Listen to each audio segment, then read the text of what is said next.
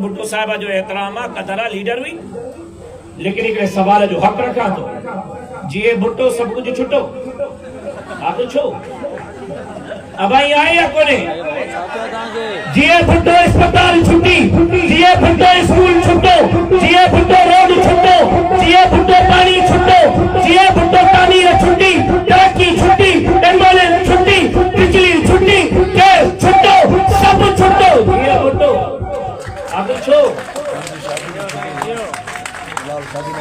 अब पूछ रहे हो तो भुट्टो साहब तो जिंदा है, लेकिन शहजाद को छो तबाह थी रहे हो। बिल्कुल बिल्कुल भुट्टो साहब तो जिंदा है, लेकिन स्कूल में तालीम छोको नहीं। अब तालीम आए ॻाल्हायो, बिल्कुल तालीम आए तो वो प्राइवेट स्कूल छो खुले आए। अब सेहत आए, नौजवानों इलाज आए, लेकिन इलाज आए तो प्राइवेट अस्पताल